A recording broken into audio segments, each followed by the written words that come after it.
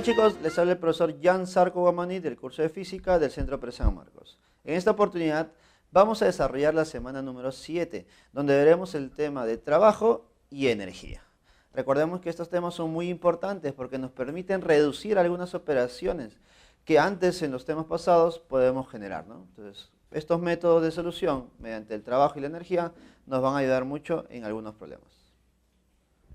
Listo, chicos, en esta semana número 7, como habíamos mencionado, el tema que vamos a tratar viene a ser trabajo y energía. Y obviamente hablaremos de lo que ocurre cuando esta energía se conserva, ¿cierto? A ver, tema del día de hoy, primer tema, trabajo.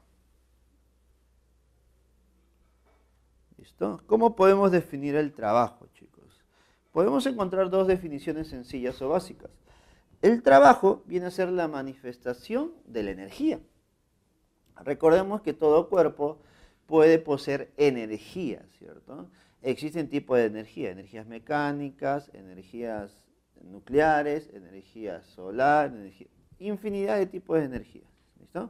Pero esa energía se puede manifestar en forma de trabajo. ¿Y qué significa manifestarse en forma de trabajo? Bueno, significa manifestarse en forma de movimiento. Pero no cualquier tipo de movimiento, sino movimiento de traslación. ¿Listo? Entonces, cuando la energía se plasma como un movimiento de traslación, hablamos del trabajo. ¿Listo? Ahora, recordemos que para generar trabajo sobre un cuerpo o sobre un sistema, debe haber movimiento. Por lo tanto, ¿quién es la causa principal de todo movimiento? Vienen a ser las fuerzas, lo cual ya hemos estudiado en la semana número 5, ¿no? La semana de dinámica. Así que para calcular el trabajo necesitamos asociarlo a una fuerza. Listo, chicos. Entonces, comenzaremos a ver los casos particulares para calcular el trabajo generado por una fuerza. ¿Listo? A ver, cuando hablamos de fuerza, vamos a clasificarlas en dos tipos de fuerzas. Vamos a clasificarlas en fuerzas constantes y fuerzas variables. ¿Listo? Las fuerzas constantes son las fuerzas que normalmente en los problemas nosotros vamos a ver, ¿no? Se aplica una fuerza de 10 newton. Bueno, normalmente esa fuerza debe ser constante, no cambia su valor, no cambia tampoco su dirección. ¿Listo?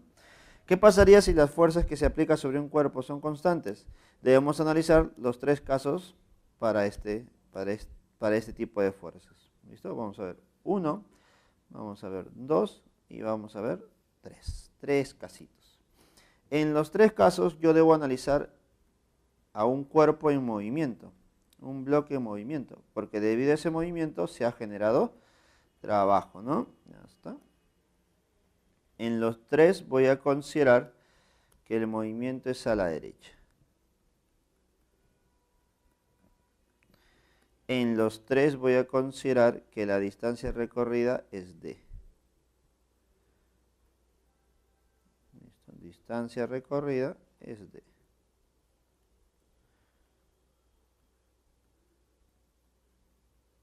Ahí está. Y ahora, lo único que va a cambiar es la aplicación de la fuerza. En el primer caso voy a considerar que la fuerza que se aplica, mira, observa, está en la misma dirección que el movimiento. Si el cuerpo se mueve a la derecha, mira, la fuerza aplicada también es a la derecha. ¿Qué significa que está en la misma dirección que el movimiento? Significa que tiene la misma dirección que la velocidad.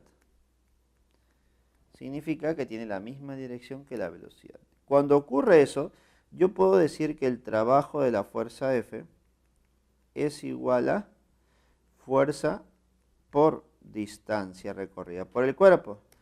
Pero como la fuerza está a favor del movimiento, le corresponde un signo positivo.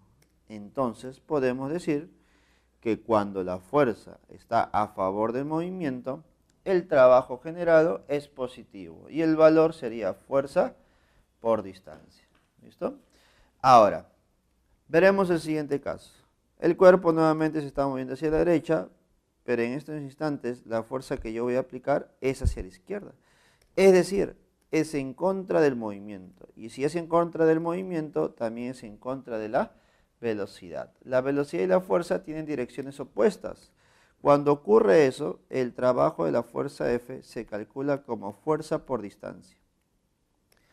Pero para diferenciarlo del caso anterior, le debo poner un signo negativo. Es decir, que aquí el trabajo es negativo.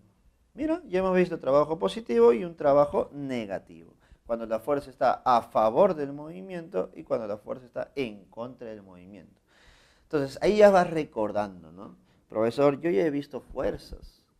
He visto la fuerza de gravedad, la fuerza elástica, la fuerza de fricción, la fuerza de tensión, la fuerza de reacción normal y así muchas más fuerzas.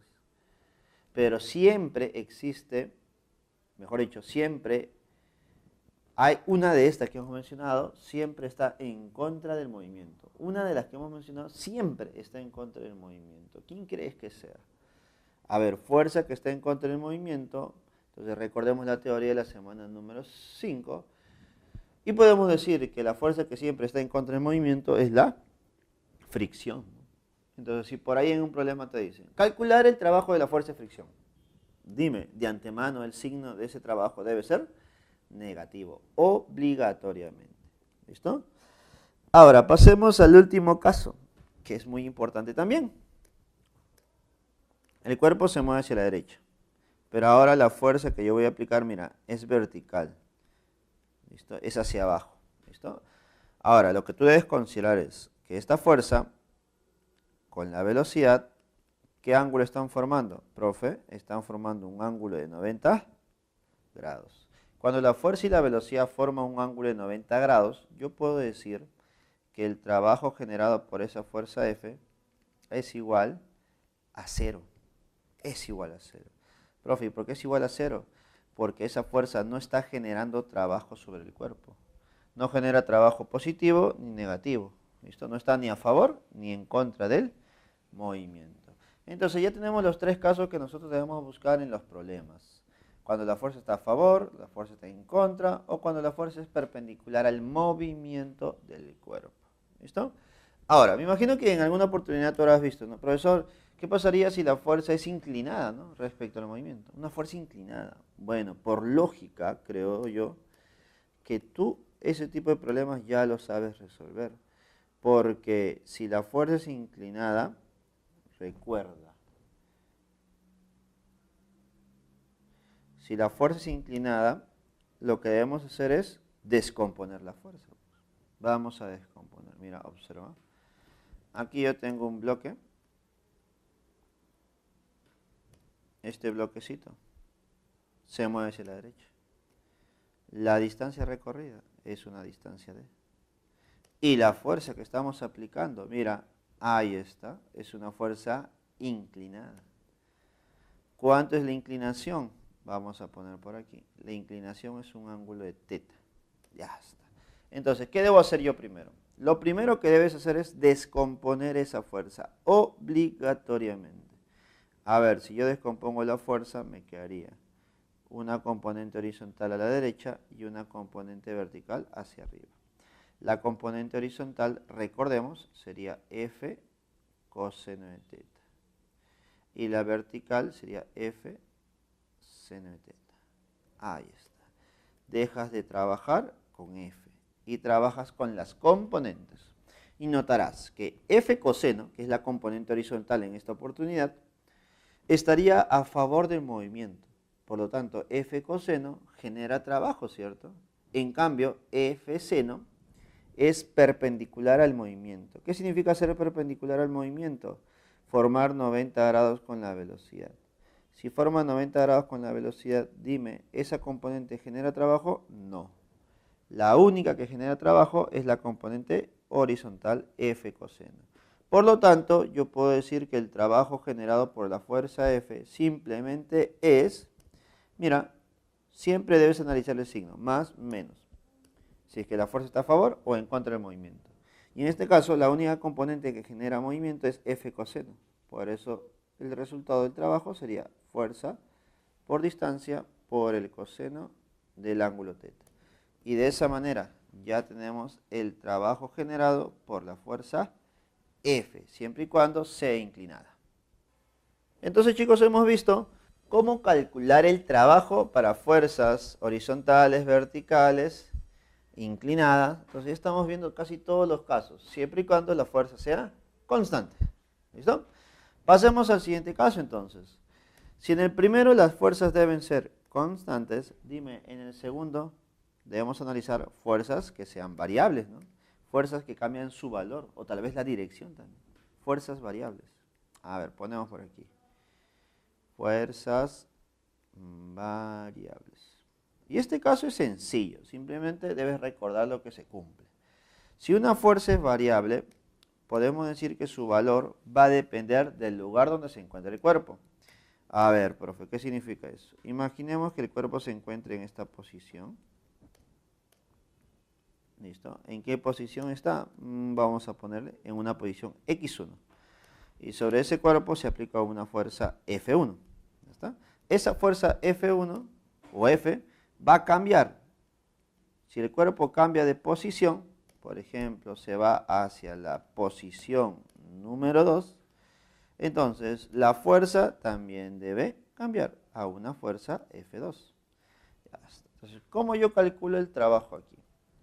Una manera de calcular el trabajo es analizando cómo varía esa fuerza respecto a la posición. Es decir, hacer una gráfica donde veamos cómo está variando esa fuerza respecto a la posición.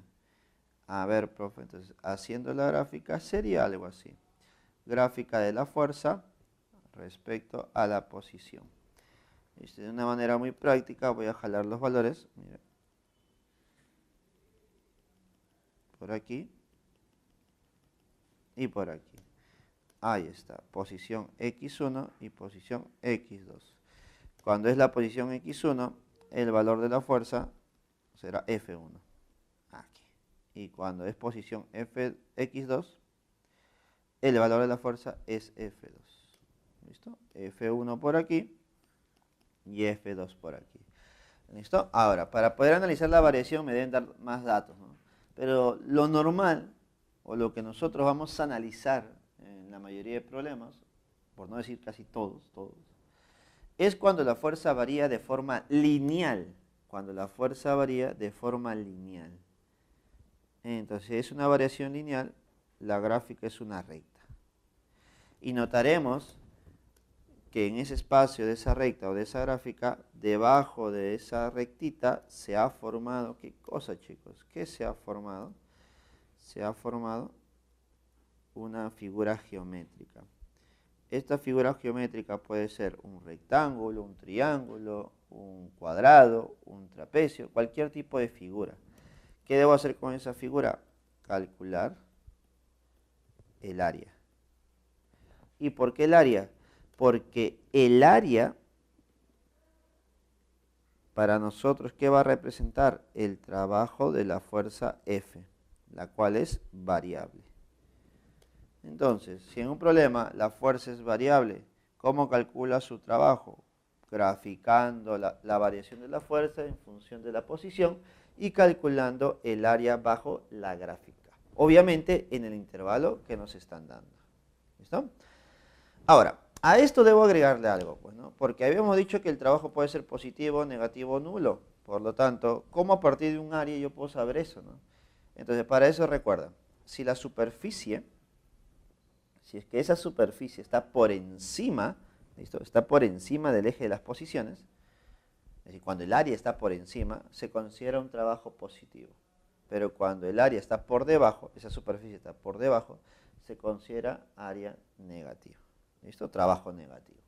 Entonces, de esa manera ya puedo analizar un trabajo positivo y negativo, y si es que yo lo sumo, podría llegar a ser nulo o cero. ¿Listo, chicos?